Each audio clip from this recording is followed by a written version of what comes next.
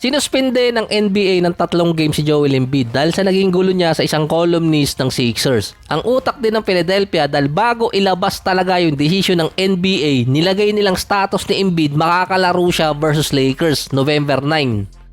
After to ng game ng Sixers sa Clippers sa November 7, wala kasing game ngayon kasi election sa US. Immediate kasing i-implement yung suspension ni Embiid. Pero ito lang yung hindi ko sigurado kasi wala naman nilagay na malinaw na report kung kailan talaga i-implement yun. Ang nakalagay kasi sa memo ng NBA, i-implement lang ang suspension ni Embiid kapag pwede na siyang makapaglaro. Hindi pa rin naman kasi siya nabibigyan ng medical clearance, ito yung iniintay din ng Philadelphia. Kaya nga sabi ko kanina, ang utak ng Sixers kasi nireport agad nilang posible makabalik si Embiid within the week para masimulan agad yung suspension. Hindi rin naman alam kung i-consider yung pwede nang simulan. Kaya within the week lang din malalaman kung magsisimula na talaga yung suspension ni Embiid at makakabalik siya next week. Kalimitan kasi sa suspension naman without pay ang pwedeng tamaan kay Embiid. Sa Lakers naman, 3 starter nila ang merong injury, si D'Angelo, Austin Reeves at si Anthony Davis. Nasa probable at questionable status. Yung kay Anthony Davis, nagkaroon siya ng injury sa huling game versus Detroit. Based naman kay AD, hindi naman bagong injury yon dahil nakuha niya yon since summer pa or off-season. Ito rin yung klase ng injury na pwede pa siya makapaglaro. Pwede makabalik si AD versus Memphis, depende yon sa status na magiging paa niya sa mismong araw ng game. Ito naman yung magpapabago sa balance ng NBA dahil si Cooper Flagg magsisimula na yung college season niya. Papasok din ng NBA draft. Wala pang isang buwan, draft agad yung pinag-uusapan dahil ganun talaga, 2 years lagi ang projection sa NBA. Ito yung teams na walang chance na makakuha kay Cooper Flagg kung sakali, na aksidente silang makapag-tank.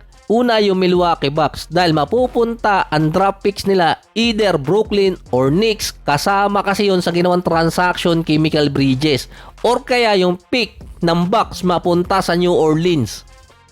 So medyo iba-iba kasi yung report dito kaya tinrace ko na lang. Ang pagkakaintindi ko doon, kapag pumatak ng 1-4 yung draft pick ng Bucks, makukuha niya New Orleans. Kapag naman 5 hanggang 30, either Nets or Knicks. Kapag naman ang Clippers ang nakakuha or sila ang aksidente nakapagtank, mapupunta naman yon either Houston or OKC. Pero mostly Thunder kasi makakakuha. Pero base kasi dun sa transaction, mukhang sa Houston pa mapupunta kasi ang daming dinaanan ng draft picks na yon. Pero pinakapanalo pa rin kasi dyan yung New Orleans Pelicans kasi nasa kanila yung draft picks ng Bucks kung sakali at meron pa silang isang draft pick. Ngayon, nasa baba sila ng standing. Pwede pa nilang ilipat yung 2025 rights ng Lakers papunta sa kanila. Kumbaga, yung Pelicans dapat sila na yung next OKC or next Memphis pero mukhang hindi nangyayari. 3 chances magkakaroon ang Pelicans next season. Balik all-star form pa si Ingram sa first 8 games ng season. 24 points, 6 rebounds, 4 assists, 50% sa field at 37% sa 3-point area. Tumataas ulit ang value sa trade market ni Ingram. Ito nga lang yan, namintis niya yung pagkakataon na ang Pelicans ma-trade siya papuntang Golden State. Ngayon kasi hindi na willing ang Warriors na kumuha pa ng ibang player via trade.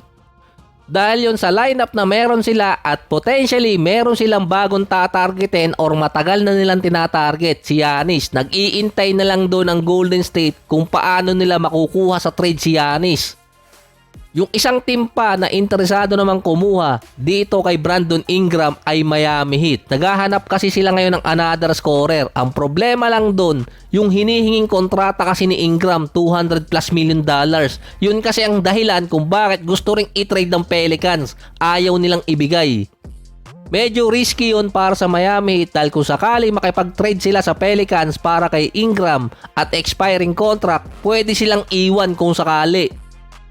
Pwede pa kasi makipag-trade ang Miami ng multiple player dahil wala pa sila sa restriction. Ang problema pa doon, yung contract-based value ng mga player nila. Wala silang basta-basta maitatapat sa kontrata ni Brandon Ingram para makuha. Ang pwede nilang gawin, magsama pa ng isang team. Medyo matagal pa bago mawala yung restriction ng ibang player para sa trade. Kasi kung ngayong gagawin nyo, medyo limited pa ang mga players na may sasama. Until December 15 pa at dun din magsisimula yon until naman matapos sa deadline sa February 15 or February.